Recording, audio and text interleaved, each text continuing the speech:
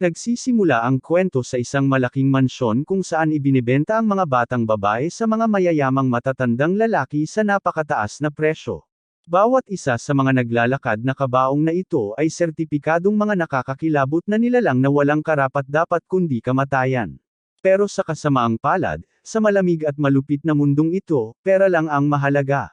Isang batang babae na may itim na buhok ang nagsimulang umiyak sa kanyang kapalaran, hindi maintindihan kung bakit ipapadala ng Diyos sa kanya ang ganitong kalupit na mundo. Ngunit isang magandang babaeng may pilak na buhok na nagngangalang Daya ang nagpakalma sa kanya, sinasabing kailangan niyang maging maganda at hindi dapat umiyak. Sa ganitong paraan, tinawag si Daya sa entablado upang ipakilala at masaya siyang umalis habang humuhuni sa sarili. Siya ay ipinakilala bilang espesyal na produkto ng gabi na may bidding na nagsisimula sa 10 milyong dolyar. Halos bawat isa sa auction ay nagsimulang magbid kay Daya, dahil lahat sila ay gustong magkaroon ng batang babaeng may pilak na buhok sa kanilang tahanan, ngunit si Daya ay ngumiti lamang at ginamit ang kanyang mahika upang unang lumikha ng susi para sa kanyang posos, at kaagad pagkatapos, lumikha siya ng ripple gamit ang kanyang mahika at nagsimulang pumutok sa lahat ng nasa bulwagan. Nagsimulang tumakas ang mga tao habang nagmamadaling sinubukan ng mga gwardya na supalan ang batang babae, na nagdulot ng kaguluhan. Pabalik sa dressing room, naguguluhan ang mga babae sa biglang kaguluhan, ngunit bago pa makakilos ang bantay, isa sa mga babaeng nagngangalang Tart na nagpapanggap na katulong ay binasag ang isang bote sa ulo nito, na nagpabagsak sa kanya. Tumingon siya at nakita ang dalawang gwardya na nakatayo sa pintuan na agad kumuha ng kanilang mga kutsilyo. Nagpasya si Tart na mas seryosohin ang mga bagay-bagay at kumuha ng sibat mula sa kanyang puwit at sinimulang talunin ang dalawang tauhan, madaling iniiwasan ang kanilang mga atake at tinalo sila, at nakuha ang mga susi. Ibinato niya ang mga susi sa ibang mga babae at sinabihang tumakas habang mabilis siyang nagtungo sa pangunahing bulwagan. Patuloy na pinaputukan ni Daya ang sinuman at lahat nang makita niya nang bigla niyang matano ang punong babaeng pimp na nag-organisa ng subasta at nagkidnap sa lahat ng batang babae matapos sirain ang kanilang nayon. Mabilis niyang sinubukang barilin siya, ngunit natigil siya ng isang saksak ng espada na bahagya niyang nagawang harangin gamit ang kanyang ripple, ngunit natambo siya sa lupa. Napagtanto niya na may kapangyarihan din ang bantay na ito, ngunit bago pa man siya muling umatake, muling nagpakita si Tart at pinanatili siyang malayo sa pamamagitan ng kanyang sibat. Ngunit habang dumarating ang mas maraming bantay, mabilis niya itong itinulak pabalik at kinuha ang kanyang revolver bago niya sila sunod-sunod na pinasabugan. Mabilis na nagkita sina Daya at Tart sa entablado, handa na ang kanilang mga armas, ngunit napakarami ng mga gwardya para sa kanilang dalawa lamang ang makayanin. Nagpasya si Daya na kailangan niyang gumamit ng malakihang pag-atake ng mahika kung gusto nilang makaalis ng buhay mula sa lugar na ito kaya sinabi niya kay Tart na harapin ang mga kaaway habang sinimulan niyang bigkasin ang spell.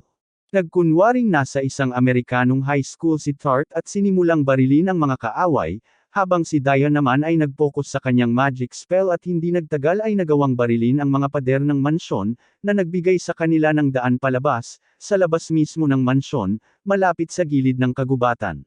Isang master assassin ang nagpuntirya gamit ang kanyang sniper rifle, napansin ng lahat ng karahasan na nagaganap habang napagtanto niyang tama ang kanilang hula at ang may-ari ng mansyon ang salari na sumasalakay sa mga nayon, sinusunog ang mga ito at kinukuha ang anumang magagandang babaeng mahawakan nila.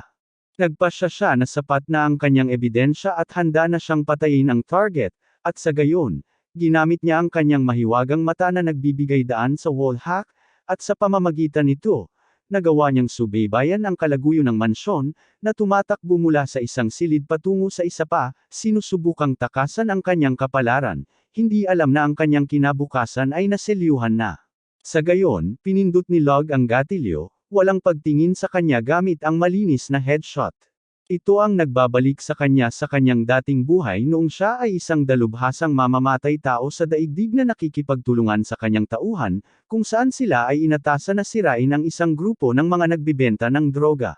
Walang kapantay ang kanyang katumpakan habang sunod-sunod niyang pinapatay ang mga tauhan, kahit na magtago pa sila sa likod ng mga sasakyan, ngunit pagkatapos patayin ang 6 na lalaki, nag-impake siya at nagsimulang bumalik. Sinabi ng kanyang trainee sa kanya na kaya rin nilang tapusin ang natitirang mga miyembro ng mafia, ngunit sumagot si Log na inutusan lang siyang pumatay ng 6 na lalaki, kaya tapos na ang kanyang trabaho. Sinusubukan ng dalagita na sumagot, pero sinabihan ni Log ang babae na tumahimik at ipinaliwanag na ang organisasyon ay gusto lang palitan ang mga nangungunang miyembro ng mafia sa ngayon, at hindi sila dapat gumawa ng anumang hindi sa kanila iniutos. Sa puntong iyon, tumahimik ang dalagita at sumakay sa kotse, ngunit biglang napansin ni Log ang isang walang taong drone na gumagala sa kalangitan. Sa pagkasabi nito, bumilis ang tibok ng puso niya habang tumatalon sa kotse at umalis. Sinasabihan ang dalagita na ihanda ang kanilang mga armas dahil malapit na silang habulin.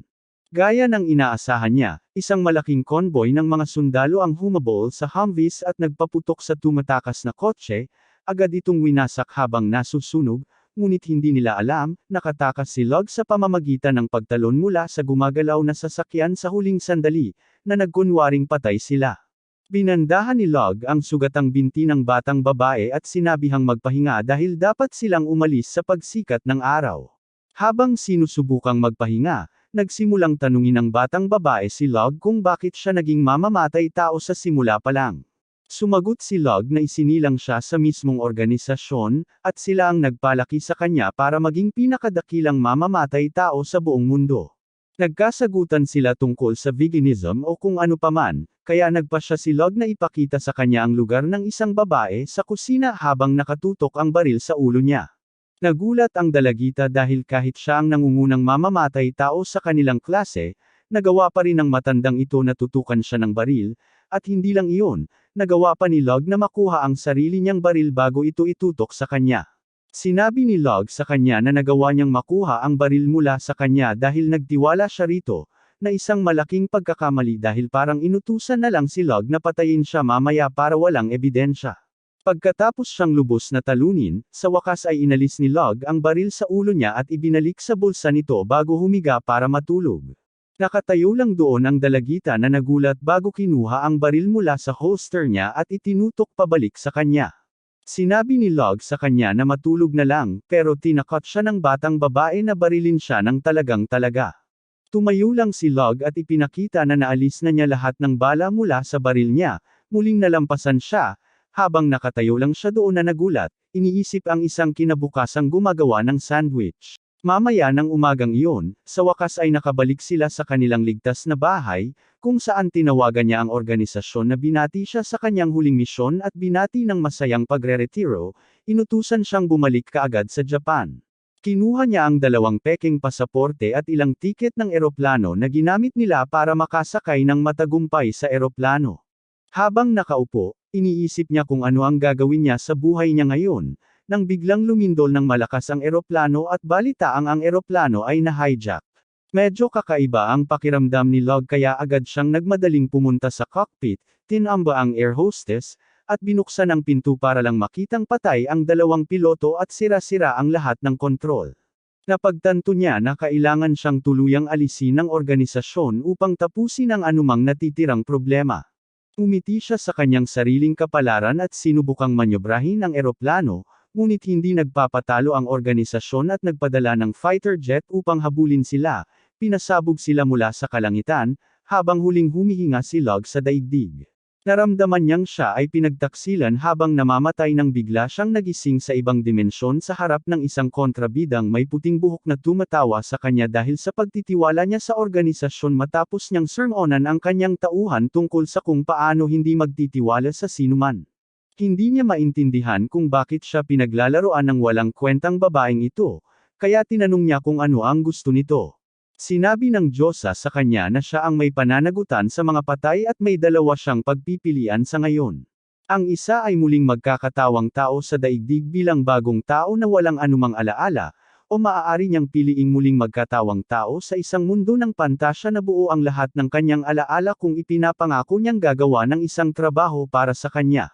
Nagpasya si Log na sapat na siya sa daigdig at sa mga vegan nito kaya pinili niya ang mundo ng pantasya at nagtanong kung ano ang dapat niyang gawin.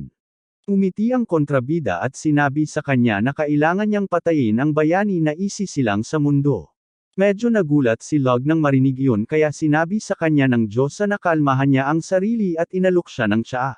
Tinanong niya kung bakit gusto nitong piliin ang mundo ng pantasya at sumagot ito na sa daigdig ay isinilang siya para sa isang layunin lamang, ang pagiging mamamatay tao. Sinabihan siya na isantabi ang kanyang mga iniisip at damdamin at mag-focus sa pagpatay, ngunit sa huling sandali, nang malapit na siyang mamatay, nagkaroon siya ng pagsisisi at pagkabigo dahil hindi niya nagawang mamuhay sa paraang gusto niya talaga. Tinanong niya kung anong uri ng bayani ang inatas ang patayin, kaya nagpa siya ang Diyosa na ilipat ang lahat ng impormasyon tungkol sa bagong mundong ito ng direkta sa kanyang utak. Sa isang iglap, alam na ni Log ang lahat tungkol sa bagong mundong pantasya na ito kung saan tila maraming iba't ibang kasanayang mahika at pisikal ang mga tao, na maituturing na hindi likas sa mundo. Sa kanila, ang bayani ay magkakaroon ng napakalakas na legendary set ng kasanayan, na magiging tunay na hadlang sa pagpatay sa kanya. Pero napagtanto ni Log na sa ngayon, magaling-galing ang bayani, at tila gumagawa ng mabubuting bagay. Tinanong niya kung bakit gusto niyang patayin ang bayani at sumagot ang kontrabida na lalong lalakas ang bayani hanggang sa isang araw ay magkaroon siya ng huling laban sa hari ng mga demonyo.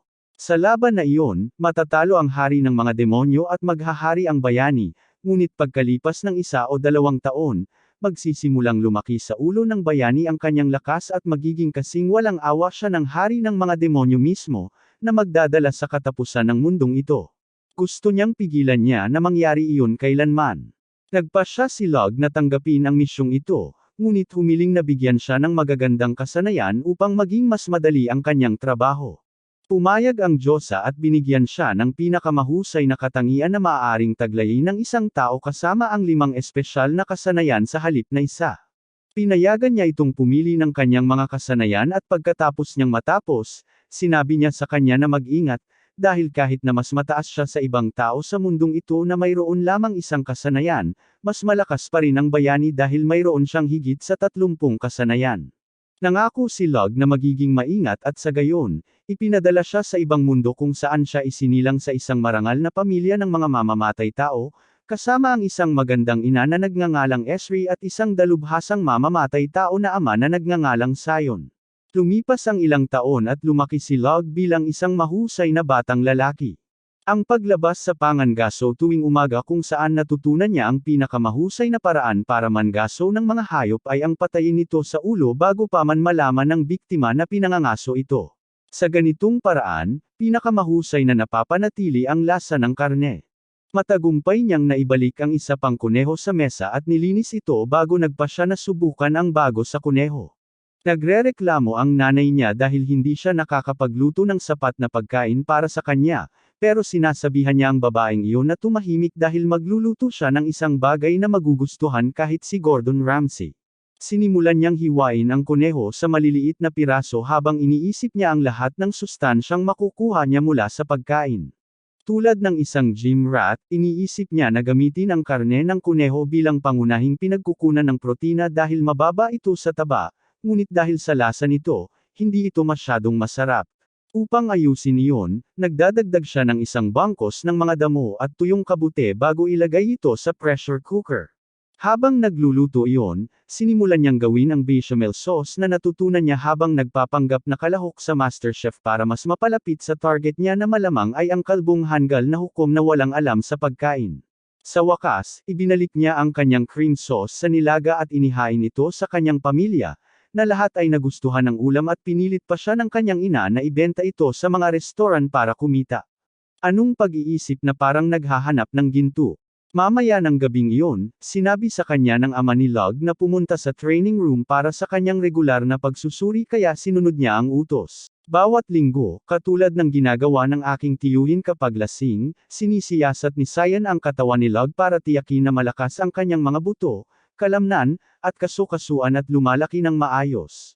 Lumalabas na ang pamilya ni Log ay ang mga doktor ng kaharian, ngunit sa likod ng mga kurtina ay ginagamit nila ang kanilang katayuan bilang mga doktor upang mapalapit sa kanilang target at paslangin ito. Ang kanyang ama ay isang napakahigpit na guro at itinuturo sa kanya ang lahat ng iba't ibang pamamaraan ng pagpapagaling at pagpatay habang sinasanay ang kanyang pagiging tahimik, lakas, labanan ng walang armas, at kasanayan sa paggamit ng armas. Napakadali nito para kay Log dahil sa ganitong paraan, Hindi na niya kailangang magtago habang nagsasanay para balang araw ay mapatay ang bayani. Pagkatapos suriin ang kanyang katawan, sinabi niya kay Log na magbihis muli, pinuri ang kanyang paggaling, at sa wakas ay sinabi sa kanya na baka handa na siya para sa operasyon. Talagang ikinatuwa ito ni Log dahil lumalabas na may isa pang lihim ang kanyang pamilya. Ang ama at mga ninuno ni Log ay sumailalim lahat sa isang espesyal na operasyon na nagbabago sa kanilang mga mata upang maging isang napaka-espesyal na sandata, dahil pagkatapos ng operasyon, nakakakita sila ng mana, nagkakaroon ng mas magandang paningin sa mahinang ilaw, at nakakakita ng mga bagay na malinaw na nangyayari sa layong daan-daang metro. Hinihintay ni Log ang sandaling ito na dumating at agad na pumayag sa operasyon. Pagkatapos ng operasyon, napilitan siyang magsuot ng takip sa mata sa loob ng ilang araw, ngunit nang sa wakas ay natanggal niya ang takip sa mata, nakita niya ang mundo na hindi niya nakita noon. Humarap siya sa kanyang ama at napansin na hindi lang niya nakikita ang daloy ng mana sa katawan ng kanyang ama, nakikita rin niya ang mana na lumalabas sa sarili niyang katawan.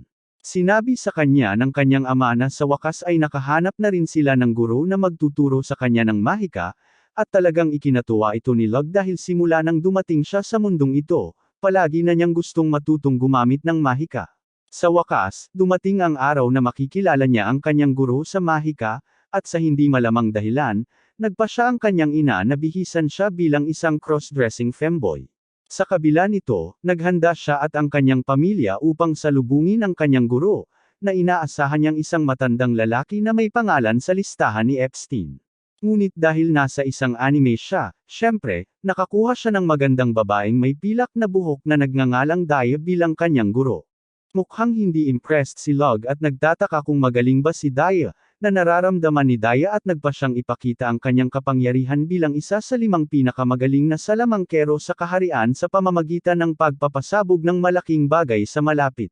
Kinabukasan, formal na nagpakilala si Log kay Daya, na nagsabi sa kanya na huwag nang mag-formal dahil 3 taon lang ang agwat nila.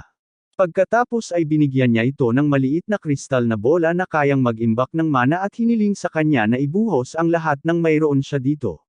Sumusunod si Log at sinimulang ipasok ang kanyang mana sa kristal na bola, at humanga si Daya dahil tila malaki ang kanyang kapasidad sa mana.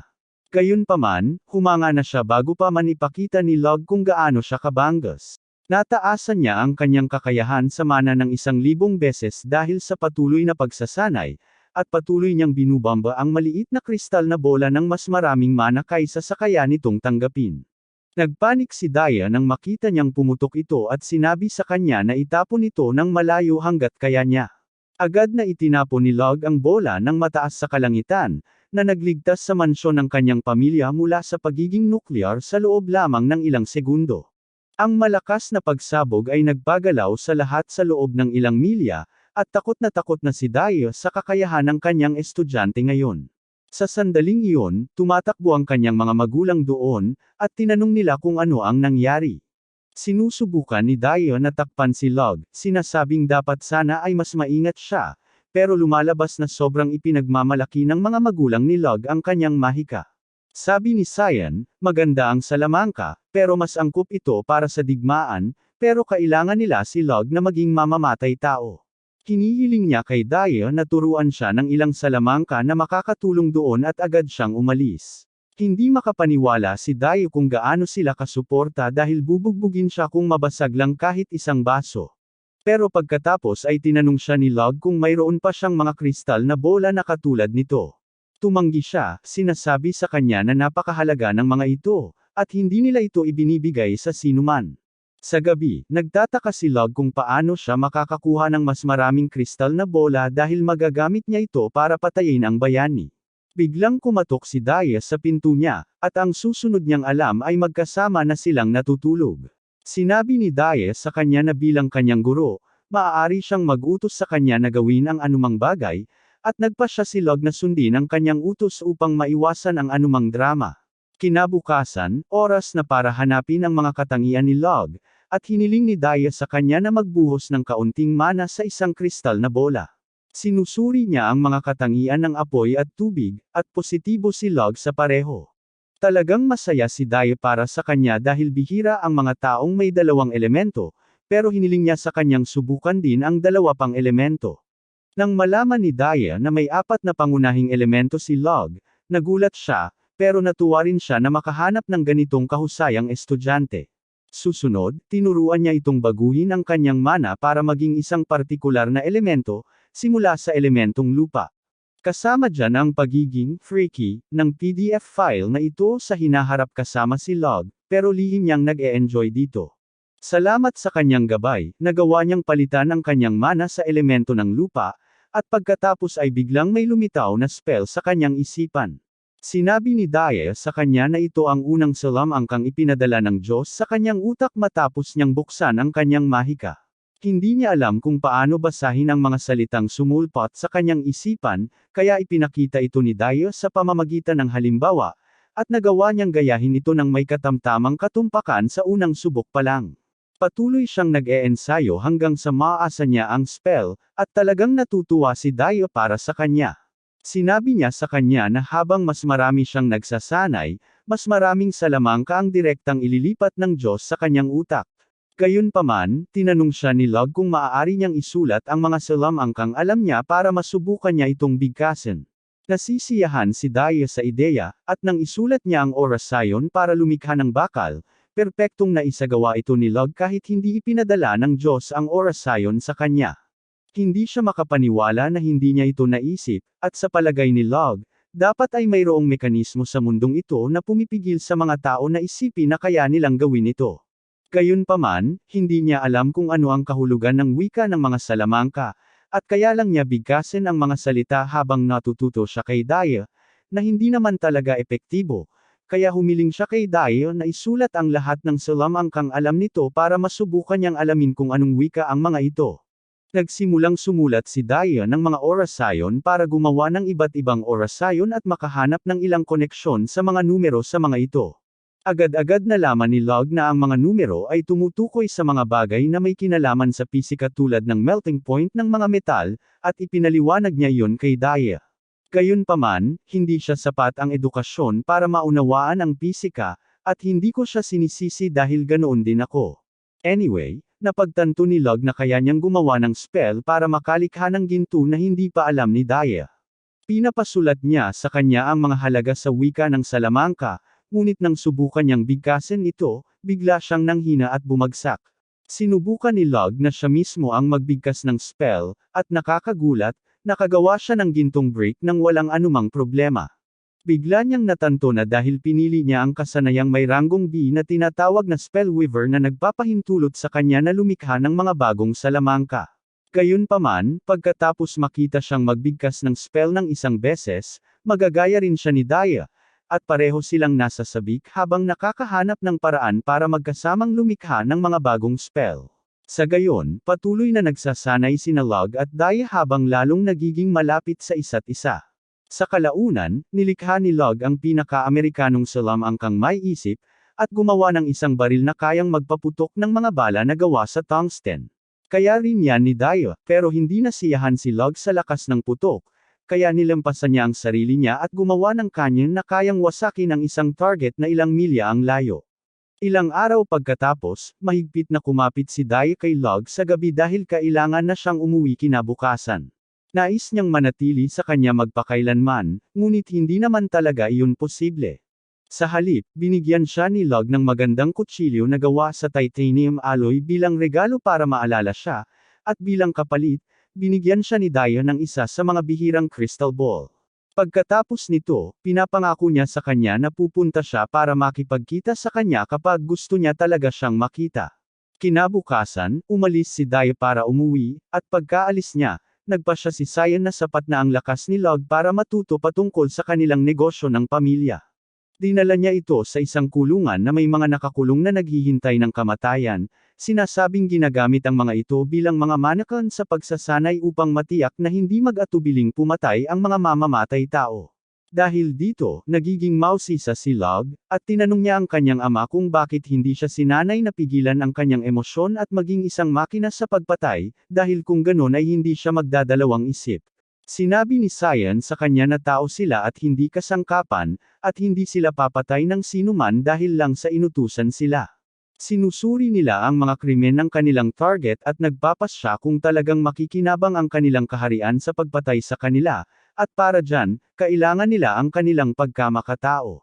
Ito si Log dahil ito ang eksaktong kabaligtaran ng natutunan niya sa kanyang nakaraang buhay. Pagkalipas ng ilang minuto, dinala siya ni Cyan sa isang silid at sinabing oras na para dagdagan niya ang bilang ng kanyang mga napatay mula 0 hanggang 1. Dinala niya ito sa isang batang babae na nakatali sa upuan at sinabing nakagawa ito ng maraming krimen tulad ng pagnanakaw, pagnanasa, pagpatay, at pagsunog. Sinabi ni Cyan sa kanya na huwag mag-atubili kahit na nagmamakaawa ang dalaga para sa awa at sinasabing aksidente lang iyon. Gayunpaman, alam ni Log kung kailan nagsisinungaling ang isang tao, at hiniwa niya ang pulso nito gamit ang kanyang matalas na kutsilyo upang mamatay ito ng medyo walang sakit dahil sa pagkawala ng dugo. Nawawala ng kontrol ang bruha sa puntong ito at itinigil ang pag-arte para murahin siya, na nakakainis kay Log, kaya itinapon niya ang kutsilyo sa ulo nito para matiyak na hindi na niya lalong pahirapan ang kanyang pandinig. Ilang buwan pagkatapos, dumalo si Log sa Harvest Festival kasama ang kanyang mga magulang, ngunit ang kanyang layunin ay hindi ang mag-enjoy sa festival o matuto tungkol sa ekonomiya ng kanyang ari-arian. Sa halip, gusto niyang makahanap ng taong may mana para ma-recruit niya bilang katulong sa kanyang misyon na patayin ang bayani. Mabilis niyang nakita ang isang taong may mana, ngunit dahil ito ay isang pangit na matandang lalaki at hindi isang cute na babae, agad na pinindot ni Log ang skip button sa kanya. Wala siyang makitang may mana pagkatapos noon, kaya nagpasya siyang maging mas matyaga sa kanyang paghahanap. Ilang araw pagkatapos, habang nagsisimulang lumamig ang panahon, naglakad si Log para manghuli ng ilang hayop upang makapag-imbak sila ng pagkain para sa taglamig. Pagdating niya sa kagubatan, nakaramdam siya ng ilang nilalang na malapit, at sa pamamagitan ng pagdikit ng kanyang tainga sa lupa, somehow nagawa ng baliw na ito na malaman na ito ay isang kawon ng lobo na nakapaligid sa kanilang biktima. Nagpasya siyang nakawin ang biktima mula sa kanila, ngunit nang makarating siya sa kinaroroonan nila, nakita niyang sinusubukan pala ng mga lobo na kainin ang isang walang kalaban-lab ang batang babae. Nagpasya si Log na iligtas muna siya at agad binaril ang lobong umaatake sa kanya.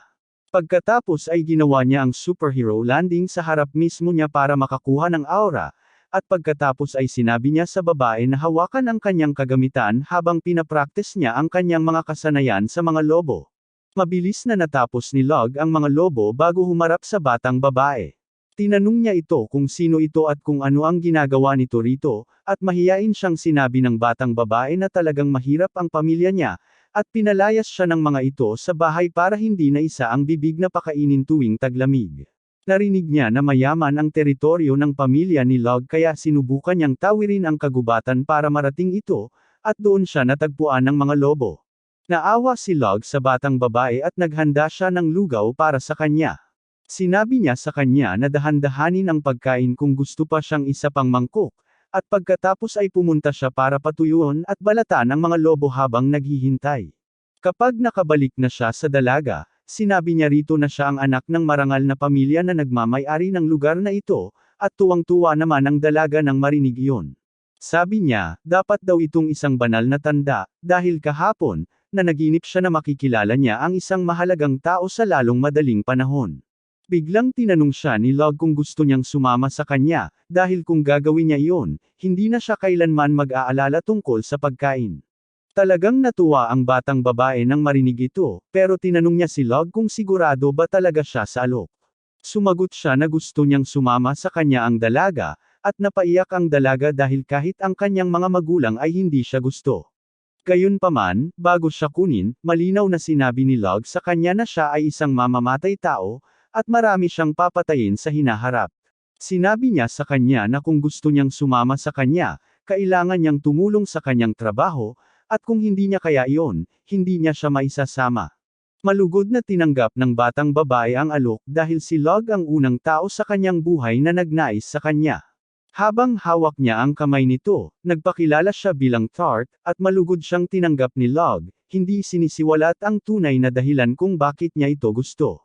Lumabas na may mana si Tart, at iyon ang dahilan kung bakit nagpakahirap si Log na ipakita ang kanyang lakas, pakainin siya, at ibunyag pa ang kanyang mga lihim sa kanya para lang magtiwala siya. Bahagi lang ito ng kanyang karaniwang pamamaraan ng paghuhugas ng utak, at siniguro niyang si Tart mismo ang nagdesisyon na sumama sa kanya para hindi siya traidorin sa hinaharap. 2 taon mamaya, si Tart ay naging katulong ni Log, hindi lang sa trabaho nito kundi pati na rin sa mga pang-araw-araw na gawain. Sa ilalim ng pagsasanay ni Log, naging mahusay siyang mamamatay tao, ngunit ang tanging sandata na magaling siya ay ang sibat. Alam ni Log na hindi perpektong sandata ang sibat para sa isang mamamatay tao dahil hindi ito mate at tago ng maayos, pero gusto pa rin niyang maging mas mahusay si Tart kaysa sa kasalukuyan nito. Isang gabi, nakita niya itong lihim na nagpa-practice ng kanyang kasanayan sa kutsilyo, at humingi ng paumanhin si Tart dahil pumunta siya sa training room nang walang pahintulot niya. Sabi niya gusto niyang mas maging kapaki-pakinabang sa kanya, pero sinabi ni Log na tumigil na siya. Nagpanik si Tart, iniisip na palalayasin siya ni Log katulad ng kanyang pamilya, pero sa halip, gumawa siya ng natitiklop na sibat gamit ang kanyang mahika, at sinabihan siyang gamitin ito sa halip. Habang ginagamit ni Tart ang kutsilyo, kaya niyang wasakin ang mga manikang pangsanay, at kahit si Log ay humanga sa kanyang kasanayan at focus. Ilang linggo pagkatapos, pumunta sa palengke sina Log at Tart, at lahat doon ay malaki ang utang na loob kay Log. Tinutulungan niya sila sa pamamagitan ng pagmumungkahi ng mga bagong uri ng pataba para sa kanilang mga pananim, at sa pamamagitan ng paggamit ng kanyang mahika upang magbigay ng tubig sa panahon ng tagtuyot. Binibigyan siya ng mga tao ng kanilang mga ani bilang regalo, at pagbalik ni Log sa bahay, mas marami pang pagkain sa kanyang karwahe kaysa sa kaya niyang ubusin bago ito masira. Pinupuri siya ni Tart, sinasabing ginagawa niya ang lahat para tulungan ang kanyang mga nasasakupan, ngunit sumagot si Log na ang pagtulong sa kanila sa kanilang pang-araw-araw na buhay ay kanyang tungkulin bilang isang marangal. Sinabi niya sa kanya na hindi sapat ang pagprotekta lang sa kanila mula sa mga halimaw at bandido para makuha ang kanilang puso, kaya kailangan din niyang gawin ang mga bagay na ito. Humanga si Tart sa kanya, dahil ang Maharlika sa rehiyon kung saan siya nagmula ay isang sakam na bastardo, at wala siyang pakialam sa kanyang mga tao. Mamaya noong gabing iyon, inilagay ni Log ang ilan sa mga mahiwagang kristal na bola sa kanyang imbakan. Sinuri niya ang bolang kristal na iniwan sa kanya ni Daya at nakahanap ng paraan para siya mismo ang gumawa nito. Ngayon, may libu-libo na siyang mga kristal na bola, lahat puno hanggang sa labi ng mahika sakaling kailanganin niyang gamitin ang mga ito bilang sandata. Sa sandaling iyon, dumating si Tart sa kanyang silid at sinabing tinawag siya ng kanyang ama sa training room. Pagdating ni Log sa training room, diretsyong tinanong siya ni Cyan tungkol kay Tart. Sumagot si Log na sapat na siyang sanay para isagawa ang maliliit na misyon ng mag-isa, ngunit hindi yon ang interes ni Cyan. Nakuha ni Log ang kanyang hinihingi at sinabi sa kanya na hindi siya isang especially iyan na ipinadala ng ibang marangal na pamilya upang nakawin ang kanilang mga pamamaraan. Tiniyak niya sa kanyang ama na malapit niyang binabantayan siyang mabuti, at ang kanyang body language ay hindi nagpapakita na nagsisinungaling siya tungkol sa anumang bagay. Well, natutuwa si Cyan na marinig iyan dahil kung naging especially iya si Tart, kailangan sana nilang patayin siya, pero sayang naman yun dahil napakabihirang makahanap ng mga karaniwang tao na may mana. Sa tingin pa rin niya, napakaraming nagkataon sa kung paano nagkakilala sina Log at Tart, pero ngayon, kaya na niyang maniwala na himala ang nagdala sa kanila. Sa puntong iyon, sinabi ni Cyan kay Log na tinawag niya ito rito para sa susunod na pagsasanay, na isa ring espesyal na pagsubok. Sinabi niya sa kanya na kung papasa siya sa pagsusulit na ito at pagkatapos ay sa isa pang pagsusulit pagkatapos nito, makakatapos na siya sa kanyang mga aralin at magiging ganap na mamamatay tao na handang tumanggap ng mga misyon. Malug na tinanggap ni Log ang misyon, na naging bonding time sa pagitan ng isang ama at anak sa pamamagitan ng pagtatalo. Pareho silang pumunta sa gubat para lumaban na parang mga mamamatay tao, at napagtanto ni Log na ang unang makakahanap sa isa't isa ay magkakaroon ng malaking bentahe. Agad siyang natalo sa kanyang tatay sa bagay na iyon dahil nakita siya ni Cyan at pinanaan bago pa man niya mapansin. Tumakbo si Log palayo habang sinisiyasat ang direksyon kung saan nanggaling ang mga pana. Mabilis niyang nakita ang kanyang ama at itinapon ang kanyang kutsilyo sa kanya, ngunit madali itong naharang. Pagkatapos ay bumaba si Log sa lupa para atakehin siya, iniiwasan ang unang atake mula sa kanyang ama. Gayunpaman, habang sinusubukan niyang atakehin siya, nabali ang tuhod ni Cyan. Nagawa ni Log na sipain siya at makatakas, at salamat sa kanyang hilang magic, mabilis niyang maibabalik ang kanyang binti sa kondisyon para lumaban. Patuloy siyang nagtatago habang iniisip na mas malakas at mas mabilis siya kaysa sa kanyang ama, at mayroon din siyang karanasan mula sa kanyang nakaraang buhay. Gayunpaman, patuloy pa rin siyang itinutulak pabalik dahil magagamit ni Cyan ang kanyang mahiwagang mata upang hulaan ang kanyang mga galaw. Hindi sila gumagana tulad ng Sharingan, pero nakikita niya ang maliliit na pagbabago sa kanyang katawan para makita kung anong susunod na galaw ang gagamitin niya. Sa sandaling iyon, naramdaman niyang papalapit sa kanya si Cyan, kaya sinubukan niyang tumakas, na nag-trigger ng isang bitag. Naiwasan ni Log ang bitag, ngunit nagresulta ito sa pagkaabala, at ang tunay na pag-atake ay nagmula kay Cyan, na muling nagawang panatilihin si Log sa kanyang mga paa. Naitamaan ni Log ng sipa sa pagkakataong ito, at nawala si Cyan sa kagubatan. Pagkatapos ay nagpasya siyang mas mag-focus sa paghula sa mga galaw ng kanyang ama kaysa sa paglibot-libot mismo, at tumayo malapit sa isang puno. Nararamdaman niya ang dalawang pinagmumulan ng pagkauhaw sa dugo, at sa sandaling iyon, may lumilipad na kutsilyo patungo sa kanya mula sa kanan. Naiwasan ito ni Log, ngunit nakita niyang may kutsilyong papunta rin sa kaliwa mula sa kanya. Karaniwan, iisipin niya na si Assassin Daddy ay nagtatarget sa kanyang mahinang bahagi, pero sa pagkakataong ito, alam niyang isa rin itong panlinlang dahil ang tunay na mamamatay tao ay nagtatago ng kanyang pagkauhaw sa dugo kapag papatayin. Naiwasan ni Log ang kutsilyo sa tamang oras lang nang biglang sumugod ang kanyang ama mula sa likod. Nagawang saksakin ni Cyan ang balikat niya, pero dahil may talam na nakatutok sa leeg ni Log, inamin niyang natalo siya sa laban. Mamaya, binandahan ni Cyan ang sugat ni Log, bahagyang naiinis na natalo siya sa kanyang anak, na hindi pa man na-rating sa pagbibinata. Sa tingin niya, maganda ang kahulugan nito para sa kinabukasan ng kanilang pamilya, dahil nagpipigil pa nga si Log sa laban sa pamamagitan ng hindi paggamit ng mahika. Sabi ni Log, kung gagamit siya ng mahika, mawawala ng saysay ang laban, dahil hindi ito magiging pagsubok sa kanyang kakayahan bilang kanyang mamamatay tao. Natanto ni Cyan na malaki na ang kanyang anak, at sinabi niyang wala na siyang maituturo pa sa kanya. Sinabi niya kay Log na handa na siyang magtrabaho ng tunay ngayon, at ang kailangan lang niya ay karanasan para lumakas. Pagkatapos ng araw na iyon, sinimulang isama ni Cyan si Log sa kanyang mga field trip, kung saan pinapatay nila ang masasamang at sakam na mga maharlika dahil sa kanilang malulubhang krimen. Habang ang kanilang lihim na trabaho ay ang pagkitol ng buhay, ang kanilang pang-araw-araw na trabaho naman ay ang pagliligtas ng buhay. Madalas inimbitahan si Cyan sa mga bahay ng mga maharlika dahil siya ang pinakamahusay na doktor sa kaharian, at isinasama niya si Log para mapansin ito kung gaano kalaking pagsisikap ang ginagawa ng mga maharlika sa kanilang seguridad. Habang pauwi sila mula sa bahay ng isang pasyente isang araw, sinabi ni Cyan kay Log ang tungkol sa kanyang huling pagsasanay at ang kanyang huling pagsusulit bago siya makapagsimulang tumanggap ng mga trabaho ng mag-isa. Sinabi niya sa kanya na hindi laging pumapasok ang mga mamamatay tao sa likod, dahil minsan nagkukunwari silang pumapasok sa harapang gate at pinapatay ang kanilang target sa pamamagitan ng paggamit ng kanilang tiwala. Alam na alam ni Log ang teknik na ito, at tinanong niya ang kanyang ama kung gusto nitong maging chef siya dahil magaling siya rito.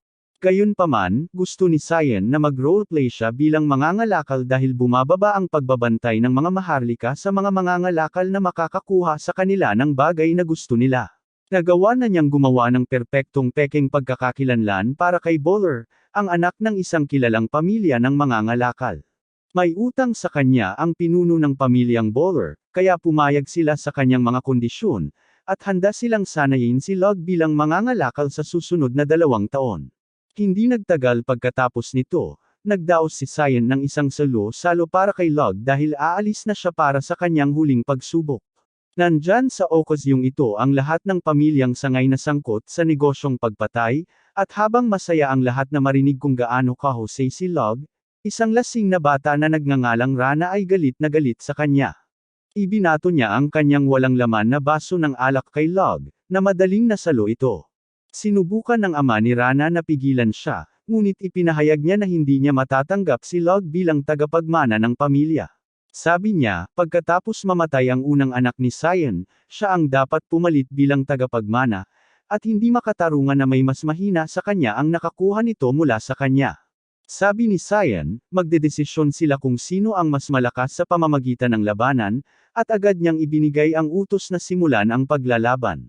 Hindi pa man handa si Rana nang mapansin niyang nasa likuran na niya si Log, nakatutok ang kutsilyo nito sa kanyang leeg. Bahagyang sinugatan niya ito bilang babala, ngunit nang ipahayag ni Cyan na tapos na ang laban, binitawan niya si Rana. Ang lasing na Karen na ito, gayunpaman, ay hindi pa natututo sa kanyang pagkakamali, at sinugod niya si Log, na pinatong siya sa lupa at binasag ang kanyang braso. Sinamantala ni Cyan ang sandaling ito para mag-ipon ng aura para sa kanyang anak, sinasabing ganito dapat lumaban ang mga mamamatay tao, at walang sino man dito ang makakatalo kay Log sa labanan. Gayunpaman, may ibang iniisip si Log, at mamaya ng gabing iyon, inanyayahan niya si Rana na makipagkita sa kanya sa hardin. Dahil nakabawi na siya sa pagkalasing, napagtanto ni Rana na kumilos siyang parang gago kanina.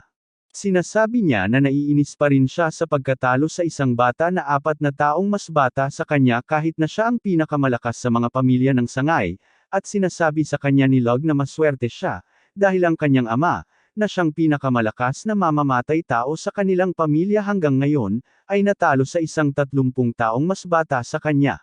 Nagulat si Rana nang malaman na totoo ang mga kumalat na balita tungkol sa pagkatalo ni Log kay Cyan, at pagkatapos ay inalok siya ni Log.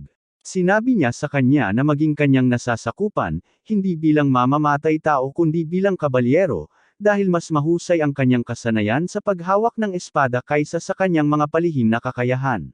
Mayabang man si Rana, hindi naman siya tanga, at tinanggap niya ang alok na maging kanang kamay ng magiging pinuno ng pamilya. Kinabukasan, umalis si Log sa kanyang paglalakbay upang magsanay kasama ang pamilyang Bowler, at sumama sa kanya si Daya. Hindi nagtagal, nakarating sila sa bayan ng mga mangangalakal na Milchu, at binago ni Log ang kulay ng kanyang buhok habang lubos niyang tinatanggap ang kanyang bagong pagkakakilanlan bilang mangangalakal. Samantala, sa bayan, isang batang babae na may asul na buhok na nagngangalang Maha ang nagpapatakbo ng isang maliit ngunit kumikitang negosyo.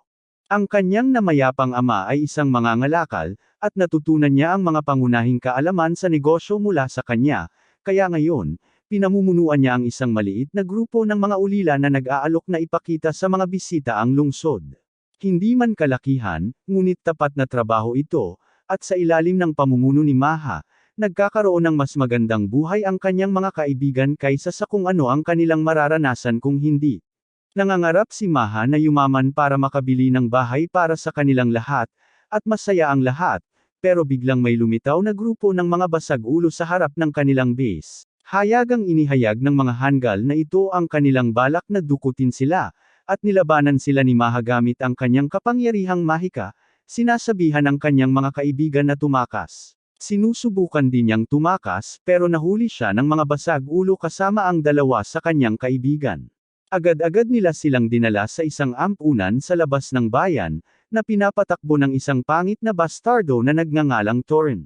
Sinabi niya sa kanila na magiging bahagi sila ng kanyang ampunan mula ngayon, at ang batang may Maha ay sumagot sa kanya, sinasabing hindi nila kailangan ang kanyang tulong dahil maayos naman sila sa sarili nilang paraan. Sinuntok siya ni Torin, sinasabing sinumang sumuway sa kanya o tatangkang tumakas ay parurusahan. Si Maha at ang iba ay itinapon sa isang silid kung saan naroroon na ang natitirang bahagi ng kanilang mga kaibigan. Nagtataka sila kung bakit may magkidnap sa kanila para ilagay sa isang ampunan, pero sinabi ng isang batang babae na ang asawa ng Panginoon ay nagpapatakbo ng isang kawanggawa at nagpopondo ng mga ampunan, kaya naman kinidnap sila ni Torin para kumita ng madaling pera. Sa sandaling iyon, isa sa mga basag ulo ang naghagis ng isang bag ng gulay sa silid, sinasabi sa kanila na iyon ang kanilang pagkain para sa buong linggo. Habang nawawala ng pag-asa ang iba, sinabi ni Maha sa kanila na dapat na silang magsimulang magluto. Habang nakaupo sila para kumain, iniisip ng mga bata na palagi nilang gustong magkaroon ng bubong sa kanilang ulo, pero hindi ganito, at nag-aalala sila kung ano ang mangyayari sa kanila mula ngayon. Lahat ng iyon ay nangyari ilang taon na ang nakalipas, at ngayon, medyo lumaki na ang lahat. Ginagamit sila bilang mga katulong sa paligid ng ampunan, at sa pilitang pinagtatahiri ng mga damit para ibenta sa palengke. Ang mga hindi makapag-perform ng maayos ay binubugbog ng mga basag ulo, ngunit sinabi ni Torren sa pinuno ng mga basag ulo na maging malumanay sa kanila dahil kailangan niya silang nasa perpektong kondisyon para sa susunod niyang proyekto sa negosyo na kinasasangkutan ng pagbibenta sa kanila sa mga may sakit na PDF freaks. Isa-isa, lahat ng kaibigan ni Maha ay dumadaan sa pinakamasamang bahagi ng kanilang buhay, at isa sa kanila ay labis na nasaktan dahil dito na pinutol niya ang kanyang mukha gamit ang isang karit upang walang gustong bumili sa kanya. Makalipas ang ilang taon, narinig ni Maha si Torren na nakikipag-usap sa kanyang mga tauhan tungkol sa kung paano naabot ni Maha ang edad para magkaroon ng sariling mga customer. Nagpanik siya nang maalala ang nangyari sa lahat ng kaibigan niya at tumakbo sa kamalig para hiwain din ang mukha niya. Gayunpaman, sa sandaling iyon, lumitaw si Log sa likuran niya, sinasabi ang ilang nakakahiya na linya tungkol sa hindi pagkasira ng mukha niya dahil sa luha. Hindi nagtagal, nakapila na ang lahat ng babae sa harap niya habang ipinakikilala siya ni Torren bilang anak ng Bowler Trading Company, na handang kumuha ng isang babae bilang kanyang katulong. Lahat ay nagiging mapagbigay pag-asa maliban sa batang babae na naghiwa sa mukha niya, ngunit si Log ay interesado lamang kay Maha. Hinihiling niya sa kanya na maging katulong niya, at nag-atubili si Maha dahil sa palagay niya ay hindi ito patas sa kanyang mga kaibigan. Gayunpaman, nakipagkasundo si Log kay Torren, na nagsabi sa kanya na kailangan ng oras ng dalaga para maging handa, kaya dapat siyang bumalik pagkalipas ng 3 araw para sunduin siya. Natarante si Maha nang mapagtanto niyang balak siyang ibenta ng bastardo sa ilang may sakit na freaks at pagkatapos ay siya mismo ang aatake sa kanya, pero hindi siya makapagsalita sa harap niya. Tinanggap ni Log ang mga tuntunin ngunit pinaalalahanan si Torren na dahil binili niya si Maha, bahagi na ito ng kanyang pamilya. Mamaya ng gabing iyon, handa na si Maha na dalhin sa kanyang unang customer, at sa karwahe, nagsimulang maging malabog si Torren sa kanya, sinasabing kung 1 buwan lang sana dumating ang batang babae, mas marami sana siyang nakuhang halaga sa kanya. Naisip ni Maha si Log at kung paano niya ayaw na may dumungis sa kanya bago siya sumama rito. Biglang nagising ang kanyang kapangyarihang mahika, at itinulak niya si Torren, pilit na lumabas sa karwahe.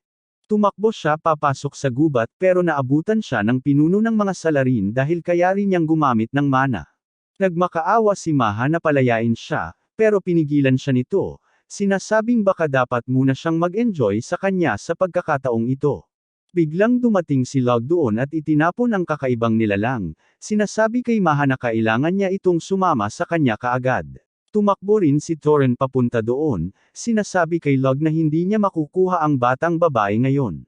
Gayunpaman, nang ipahayag ni Log na hindi niya maaaring ilagay sa panganib ang kanyang pamilya, sinabi ni Torren sa kanyang tauhan na atakehin siya. Sinugod ng basag ulo si Log, na madaling winasak ang braso nito. Si Torren naman ang sumunod na umatake sa kanya, at madali rin siyang nasupil ni Log, ngunit sa halip na patayin siya, nagpasya siyang isuko siya sa batas. Sa kabilang banda, nagpapanggap si Tart na si Maha at binisita ang bahay ng lalaking Maniakis, ngunit may mga bantay sa likod niya na inaresto ang lalaki.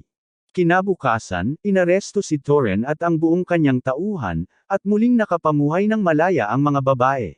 Tugar pa nga ang nagpagaling sa mukha ng batang may peklat bilang pabor kay Maha, na kailangang iwan ang kanyang mga kaibigan para sumama sa kanyang prinsipe. Ilang araw pagkatapos, nag-opera si Log sa tunay na anak ng bahay ng mga bowler, ngunit ipinagbawal niya itong sabihin kanino man. Tubos na nagpapasalamat ang pinuno ng pamilya kay Log, at tinanong niya kung paano niya mababayaran ang utang na ito dahil ang mabubuting mangangalakal ay hindi kailanman tumatanggap ng anuman ng libre.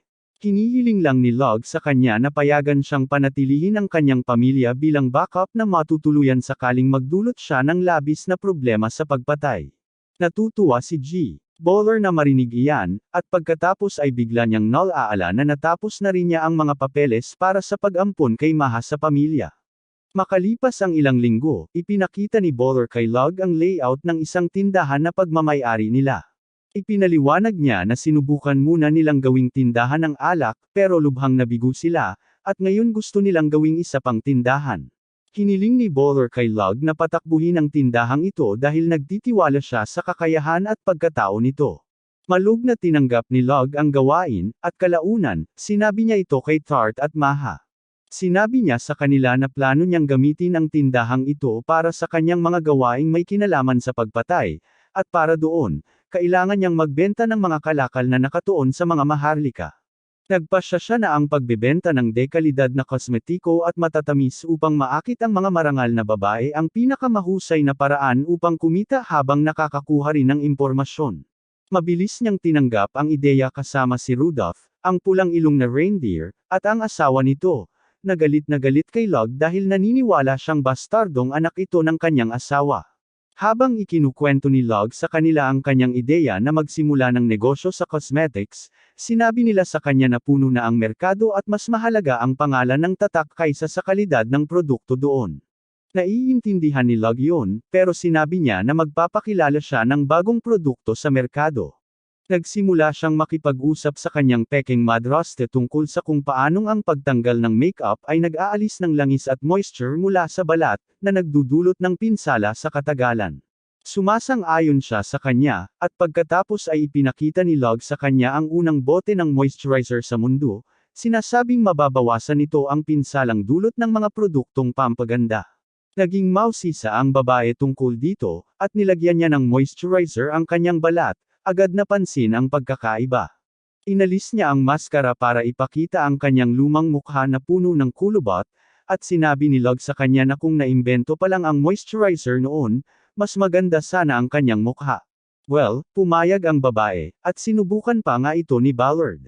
Pagkatapos ay hiniling ni Log sa kanyang madraste na subukang lagyan ng makeup ang moisturizer, dahil mapoprotektahan ito ang kanyang balat habang pinapayagan siyang magdekorasyon sa sarili para magmukhang clown. Nasisiyahan ang matandang bruha sa bote ng moisturizer kaya handa na siyang tanggapin si Log bilang sariling anak, at sinabi sa kanya ng kanyang asawa na ipamahagi ito sa kanyang mga kaibigan para mayroon silang handang mamimili pagdating ng produkto sa merkado. Pagkatapos ay tinanong niya si Log kung gaano karaming bote ang kayang gawin bawat linggo, at sumagot ito na 200 lang ang kaya niyang gawin. Sabi niya hindi dapat agad kumuha ng manggagawa para dyan, dahil mapapanganib na malaman ng kalaban ang kanilang mga lihim, at sa halip ay unti-unting dagdagan ang produksyon. Naiintindihan ni Ballard ang loika at sinasabihan siyang magtrabaho, pero sinasabi ni Log sa kanya na kailangan niyang pumunta sa pamilya ng mga mediko at mamamatay tao para doon dahil doon lang tumutubo ang isang mahalagang sangkap sa moisturizer. Nagpasya siyang itayo mismo doon ang pabrika, dahil sa ganito ay walang makakakuha ng kanilang mga lihim. Pinayagan siya ni Ballard na gawin iyon, at umuwi si Log sa unang pagkakataon sa mahabang panahon kasama si Tart. Isang buwan pagkaraan, ang tindahan ng kosmetiko ni Log ang pinakamainit na bagay sa merkado, at pinamamahalaan ito ni Maha kasama ang kanyang mga kaibigan mula sa ampunan. Naging sikat na si Log sa buong kaharian ngayon, na nagbibigay sa kanya ng madaling pagpasok sa lahat ng marangal na bahay sakaling gusto niyang magsagawa ng pagpatay doon. Namangha si Tart dito, pero mas namangha siya sa kabaitan nito sa pagkuha ng mga kaibigan ni Maha para sa tindahan. Sinabi ni Log sa kanya na ito ay purong negosyo lamang, ngunit iniisip ni Tart na isa lamang siyang puki na nagpapanggap na Sigma. Anyway, tinanong ni Log sa kanya ang tungkol sa seguridad ng kanilang pabrika, at sinabi ni Tart sa kanya na sinubukan ng mga especially iya na pasukin at suhulan ang mga empleyado, pero hindi pa sila nagtagumpay. Alam ni Log na malalaking hakbang ang gagawin ng kanilang desperadong mga katunggali sa lalong madaling panahon, at sa gabing iyon mismo, naramdaman niyang may taong papalapit sa kanyang silid. Napagtanto niya na balak siyang dukutin ng especially iya at alamin ang mga lihim sa paggawa ng moisturizer, ngunit sa kabutihang palad, alerto sina Tart at Maha, at nagawa nilang hulihin ang especially iya bago pa man kailangang gumawa ng anumang bagay si Log. Pinahirapan nila siya pagkatapos noon, pero namatay ang especially iya nang hindi nagsasabi ng anuman sa kanila. Hindi masyadong apektado si Log doon, at nagpasya siyang gamitin ang kanyang buwan ng araw ng pahinga para bisitahin si Daya. Parehong nalulungkot sina Tart at Maha pagkaalis niya, kaya nagpasya silang kumain ng masarap habang naghihintay sa kanyang pagbabalik. Samantala, lumipad si Log papunta sa bahay ni Daya na may dalang chocolate cookies, at sinabi niya sa kanya na nakagawa siya ng ilang bagong salamangka mula noong huling beses na bumisita siya. Sa pagkakataong ito, gumawa siya ng anti-gravity spell, at nagulat si Log dahil akala niya siya ang makakatuklas nito bago siya. Anyway, Nag-enjoy sila sa tea party nila tapos nag-practice ng ilang spells, at nang dumating ang gabi, lumipad pabalik si Log sa kanyang mansyon. Sa paglipas ng panahon, ipinadala ni Log si Tart sa mga larangan ng digmaan bilang mersenaryo upang makakuha ng mas maraming karanasan, habang pinahintulutan naman niya si Maha na pamahalaan ang negosyo upang mas maasa ito bilang mangangalakal. Samantala, dumadalo siya sa maraming pagtitipon at bumubuo ng ugnayan sa mga maharlika na makakatulong sa kanya sa pagtupad ng kanyang mga misyon sa hinaharap. 2 taon na ang lumipas mula nang sumali siya sa pamilyang Bowler, at ngayon ay oras na para siya ay bumalik sa kanilang tahanan. Nagpasya si Log na iwan si Maha sa lungsod para siya ang magpatakbo ng tindahan ng kosmetiko nito, at tiwala siyang kaya niyang pangasiwaan ng maayos ang tindahan at palawakin pa ito. Sinabi niya kay Log ang kanyang mga plano na magbukas ng mga sangay ng kanilang tindahan sa ibang mga lungsod at ipinakita niya rito ang unang lokasyon na kanyang napili. Nagulat si Log nang makita ang lokasyon dahil nag-imbestiga siya tungkol sa nakaraan ni Maha, at alam niya na ito ay isang tindahan na dating pinatatakbo ng kumpanya ng kanyang ama. Gayunpaman, nang siya ay ipagkanulo ng kanyang kanang kamay at pinatay dahil sa kanyang pera, naramdaman ni Maha ang panganib sa kanyang buhay at tumakas sa lungsod na ito. Napagtanto ni Log na balak ni Maha na bawiin ang kumpanya ng kanyang ama ngayon, at ang tindahang ito ang kanyang unang hakbang patungo sa kanyang layunin. Sinabi niya sa kanya na gawin ang gusto niya dahil nagtitiwala siya sa kanya, at wala siyang pakialam kung hahayaan niyang makagambala ang kanyang personal na bagay sa kanyang trabaho basta makapagbibigay siya ng resulta. Masaya si Maha na marinig iyan, at sa sandaling iyon, dumating ang kanyang mga kaibigan sa silid upang magbigay ng pamamaalam na regalo kay Log. Sinabi nila sa kanya na iniligtas niya sila mula sa impyerno at binigyan ng pagkakataong mamuhay ng maayos. Tinanggap ni Log ang kanilang regalo at sinabing hindi niya sila malilimutan kailanman. Pagkatapos nito, ibinabalik niya sa normal ang kanyang itsura at naghahanda ng bumalik sa kanyang tahanan. Iniwan niya si Maha para pangasiwaan ang negosyo at ang network ng impormasyon na nilikha niya rito, at nangako si Maha na magsisikap siya para dyan. Pagkatapos ay hiniling niya kay Log na bisitahin siya paminsan-minsan, dahil malulungkot siya ng husto kung wala ito. Nangako si Log na magkikita sila sa pagitan ng mga misyon, at sa pagtatapos nito, umalis siya sa lugar. Sa karwahe, napansin niyang malungkot si Tart dahil namimiss din niya si Maha. Biglang naramdaman ni Log na malapit lang si Manon at agad inutusan ang driver na ihinto ang karwahe. Natuklasan niya na pinalibutan sila ng isang kawan ng mga lobong halimaw, at humingi si Tart ng pahintulot niya na ipakita ang kanyang mga kasanayan. Sa sandaling payagan siya ni Log, binunot niya ang kanyang sibat na nakatali sa kanyang matatabang hita at hinabol ang mga lobo isa-isa. Gumagamit din siya ng ilang kakayahang pangmahika, at humanga si Log sa kanyang pagganap. Gayunpaman, natanto rin niya na dahil nagsimula nang pumasok ang mga halimaw sa mga pamayanan ng tao, oras na para lumitaw ang bayani. Hindi nagtagal, bumalik sila sa teritoryo ng kanyang pamilya, at nagpasya siyang bisitahin muna ang mga lokal na magsasaka. Masayang tinatanggap siya ng lahat at binibigyan ng prutas at gulay upang ipakita na mahal pa rin nila siya kahit na iniwan niya sila ng 2 taon. Pagkatapos nito, umuwi si Log, at agad na sinimulang amuyin siya ng kanyang nakakatakot na ina dahil miss na miss niya ito. Kapag tapos na siya, nagpasya si Log na bisitahin ang kanyang ama, na nagtatrabaho sa kanyang opisina. Talagang humanga si Sion sa pag-unlad ni Log sa loob ng 2 taong ito, at sinabi niya na ipinadala niya ito kay Bowler upang matutong maging mangangalakal, ngunit hindi niya inakala na magiging sikat na negosyante sa buong mundo si Log sa loob lamang ng 2 taon. Sinabi ni Cain kay Log na hindi lang siya pinadala sa pamilyang Bowler para magkaroon ng pangalawang pagkakakilanlan na makakatulong sa kanyang mga pagpatay, kundi para sa isa pang dahilan din. Hindi alam ni Log ang ikalawang dahilan, kaya sinabi sa kanya ng kanyang ama na gusto niyang matuto siya ng ibang paraan ng pamumuhay bukod sa pagiging mamamatay tao. Nagulat si Log nang marinig ito, kaya ipinaliwanag ni Cain na may talento siyang maging mahusay na mangangalakal, at mas maganda ang buhay niya kung magtatrabaho siya sa negosyo kaysa pumatay ng tao. Sinasabi niya na masyado na siyang matanda para gumawa ng anuman maliban sa pagpatay, pero bata pa si Log at wala pa siyang napapatay sa mga misyon ng pagpatay. Kaya naman gusto niyang pag-isipang mabuti nito ang kanyang kinabukasan at maiwasan ang buhay na puno ng pagdanak ng dugo kung gusto niya. Tutol si Log sa ideya dahil ginawa niya ang lahat para maging mas mahusay na mamamatay tao, at sinabi ni Cain sa kanya na bagaman mahalaga ang kanilang trabaho para mapanatiling ligtas ang kanilang bansa, wala namang pakialam ang kanilang bansa sa kanila. Sabi niya, kung mabubunyag ang kanilang mga lihim, kahit dahil sa aksidente, agad silang iiwan ng hari at sa halip ay aatakihin.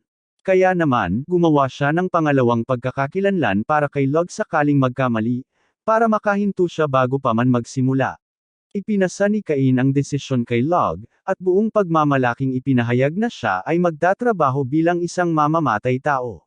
Tinatanong siya ni Cain kung bakit, at sinasabi sa kanya ni Log na marami siyang nakilalang mahalagang tao sa maikling buhay niya, at gusto niyang protektahan ang kaligayahan nila at ang kaligayahan ng iba pang inosenteng tao na katulad nila. Kaya naman papatayin niya ang mga taong nagbabanta na si Sirius sa kanilang kaharian, at wala siyang pakialam kahit pa siya iwanan dahil dito. Sabi niya haharapin niya ang mga hamon habang dumarating ang mga ito, at kung hindi siya magiging mamamatay tao, mag-iisip siyang maging permanenteng mangangalakal. Humanga si Cain sa kanya, at pagkatapos ay sinabi ni Log sa kanya na may isa pa siyang dahilan kung bakit gusto niyang maging marangal na mamamatay tao at hindi mangangalakal. Sabi niya, in love siya kay Daya at gusto niyang pakasalan ito balang araw, kaya kailangan niya ng marangal na titulo. Nagsimulang tumawa si Cain sa sinabi nito, pero sinuportahan niya ang desisyon ng kanyang anak. Sa gayon, ibinigay niya rito ang una niyang tunay na misyon na patayin ang isang marangal na nagbibenta ng mga lihim militar kapalit ng droga, at nangako si Log na perpektong tatapusin ang misyon. Gayunpaman, bago niya patayin ang Maharlika, nagpasya si Log na tingnan kung talagang karapat-dapat siyang patayin.